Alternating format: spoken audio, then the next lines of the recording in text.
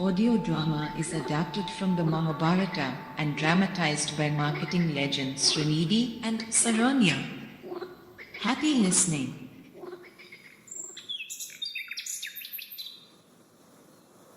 The story of Ekalavya. This is the story of a long gone era. In the country of India, nearly 5,000 years back, lived a boy named Ekalavya, the son of a tribal chief in the forests of the kingdom Hastinapura. Ekalavya was a brave, handsome boy. He was loved by all, but he was not happy. His father saw that something troubled Ekalavya. More than once, he found his son lost deep in thought when other boys enjoyed the pleasures of hunting and playing.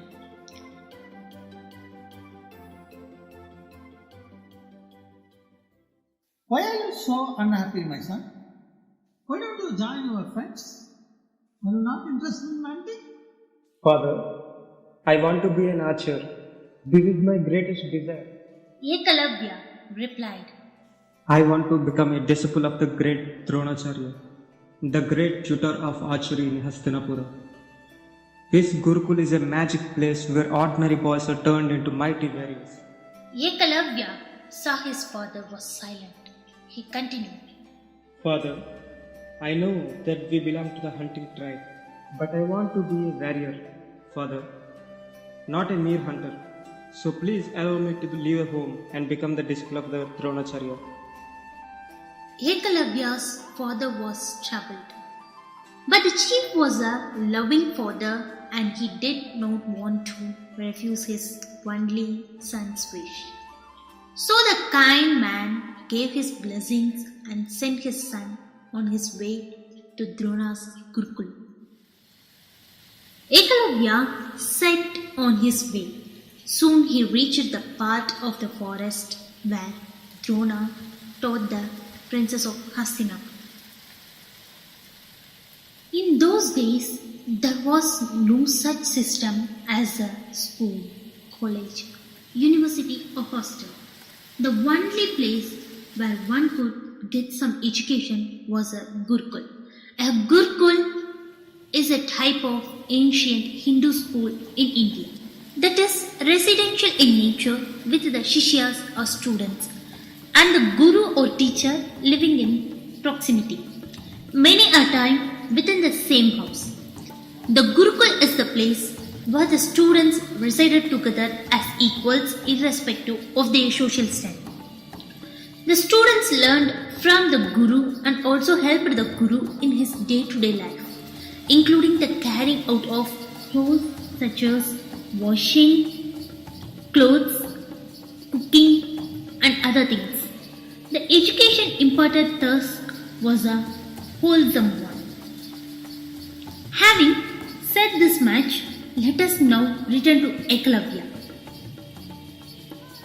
When the boy reached Dronacharya's Gurukul, he saw that it consisted of a group of huts surrounded by trees and an archery yard. The disciples were practicing to shoot arrows with their bows and arrows in the yard. It was an engaging sight, but Ekalavya's eyes searched Drona. Where was he? Will he be able to see the man? Without Drona, all his purpose of coming here would be meaningless. But all his worries soon subsided. He didn't have to wait for long. There was the man standing near a tree, busy instructing a boy who was none else than the third Pandava prince, Arjun. As Ekalavya came to know later. Though Ekalavya had never seen Drona before, he put his guess at work. He went near Drona and bowed. The sage was surprised to see a strange boy addressing him. Who are you? He asked. Dronacharya, I am Ekalavya, son of the tribal chief in the western parts of the forest of the Hastinapura. Ekalavya replied. Please accept me as your disciple and teach me the wonderful art of archery. Drona sighed. Ekalavya, Drona said. if you are a tribal hunter, you must be the lowest social community according to the Vedic caste system. I am a Brahmin, the highest caste in the kingdom. I cannot teach you. And he is also a royal teacher. Prince Arjuna interrupted. Our guru has been appointed by the king to train us, the princess and the highborn. How dare you come inside the Gurukul and seek him? Leave! He spat out, looking enraged that Ekalavya had disturbed his practice. Ekalavya was stunned at Arjuna's behavior. He himself was the son of the chief of his clan, but he never insulted anyone below him in such a way. He looked at Drona for some kind of support, but the sage remained silent. The message was loud and clear. Dronacharya also wanted him to leave. He refused to teach him. The innocent tribal boy was deeply hurt by Drona's refusal to teach him. It's not fair. God has given knowledge to all, He thought miserably. but man alone differentiates his kind. Ekalavya left the place with a broken heart and a bitter taste in his mouth. But it could not shatter his ambition to learn archery. He was still as determined to learn archery. I may be a tribal, but does it make any difference? I am as strong and jealous as Drona's princes and disciples. If I practice the art every day, I can surely become an archer. Ekalavya thought. Ekalavya reached his own forest and took some mud from a nearby river. He made a statue of Dronacharya and selected a secluded clearing in the forest to place it.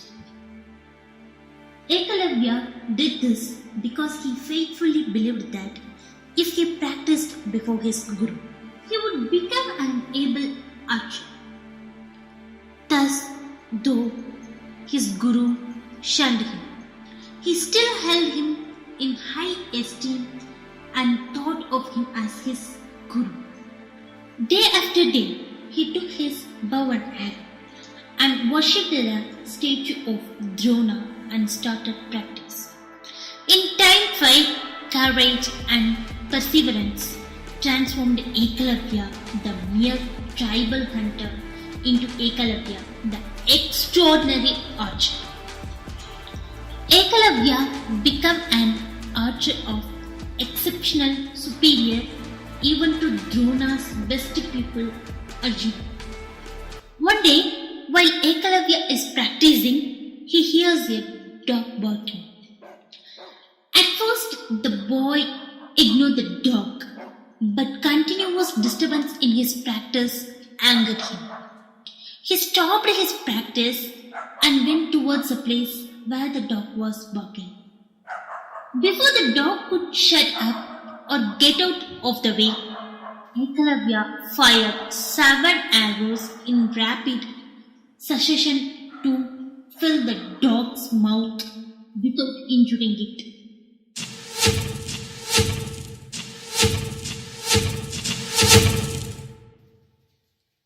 As a result, it roamed the forest with its mouth open.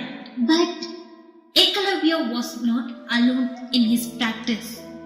He was unaware of the fact that just some distance away, the Pandava princes were also present in that area of the forest.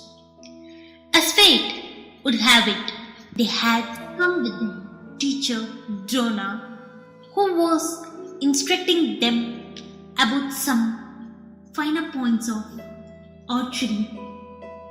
of the open jungle. As they were busy practicing, they suddenly chanced upon the stuffed dog and wondered who could have pulled off such a feat of archery. Drona was amazed too. Such an excellent aim can only come from a mighty archer. Guru Drona exclaimed. He told the Pandavas that if somebody was such a good archer, then he surely needed to be met. The practice was stopped, and together they began searching the forest for the one behind such amazing feat. They found a dark-skinned man dressed all in black, his body besmeared and his hair in matted clothes. It was Eklavya. Dronacharya went up to him. Your aim is truly remarkable. Drona praised Eklavya and asked. From whom did you learn archery? Eklavya was thrilled to hear Drona's praises. How surprised he will be if he told Drona that he in fact was his guru. From you, my master, you are my guru. Eklavya replied humbly. Your guru? How can I be your guru? I have never seen you before. Drona exclaimed in surprise, but all of a sudden he remembered something. He remembered about an eager boy who had visited his Gurukul several months ago. Now I remember. Are you not the same hunter boy whom I refused admission in my Gurukul some months back? Drona said. Yes, Dronacharya. Eklavya replied. After I left your Gurukul, I came home and made a statue like you and worshipped it every day. I practiced it before your image. You refused to teach me, but your statue did not. Thanks to it, I have become a good archer. Hearing this, Arjuna became angry. Arjuna accused Drona. The other princes remembered their master frequently praising Arjuna that he had immense talent and will be the greatest archer in the kingdom. What will their teacher do now? Unable to answer Arjuna's questions, Drona remained silent.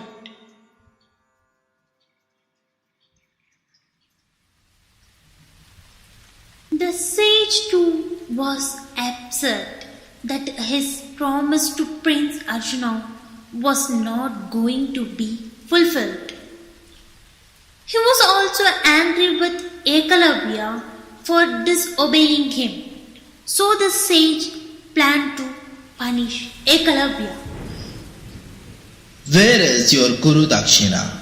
You have to give me a gift for your training. The sage demanded. He had finally found a way to make Ekalavya suffer for his disobedience. Ekalavya was overjoyed. A Guru Dakshina was the voluntary feast or gift offered by a disciple to his Guru at the end of his training. The Guru Shishya Parampara, that is, the teacher-student tradition, was a hallowed tradition in Hinduism. At the end of a Shishya's study, the Guru asked for a Guru Dakshina. Since a Guru does not take fees, a Guru Dakshina is the final offering from a student to the Guru before leaving the ashram. The teacher may ask for something or nothing at all. Dronacharya, I will be the happiest person on earth to serve you. Ask me anything and I will offer it to you as my Guru Dakshina. Drona said. I might ask something you don't like to give me. What if you refuse the Dakshina I want? Ekalavya was shocked. It was considered a grave insult and a great sin if a guru's Dakshina was refused. No, how can I, teacher? I am not that ungrateful. I will never refuse anything you ask, Dronacharya. Promised the unsuspecting boy. Drona did not wait anymore. Ekalavya, I seek to have your right hand thumb as my Guru Dakshina. Ekalavya declared. Silence befell on everyone. Everyone was shocked, even Arjuna. He looked at his teacher in horror and disbelief. How could their teacher make such a cruel demand? That too from a mere boy. For a moment, Ekalavya stood silent. Without his thumb, he could never shoot arrows again. But the teacher must be satisfied. Okay, Gurudev, as your wish. Then, without the slightest hesitation, Ekalavya drew out his knife and cut his thumb. The princess gasped at Ekalavya's act of bravery. But the tribal boy betrayed no signs of pain and held out his severed thumb to Dronacharya. Here is my Guru Dakshina. Ekalavya said. I am very happy that you have made me your disciple. The sage was humbled. He blessed the young archer for his courage. Drona declared and left the forest. He was moved and grieved at his own action. But he was content that his promise to Arjuna was not broken. The gods blessed Ekalavya from above. But despite his handicap, Ekalavya continued to practice archery. How could he do so? When one is dedicated, one can make even mountains bow. With practice, Ekalavya could shoot arrows with his index and middle finger, and he became a greater archer than he was ever before. When Drona came to know this, he blessed the boy silently and begged for divine forgiveness. And true to Drona's blessing, Ekalavya is still praised as the most loyal and brave student in the epic of Mahabharata.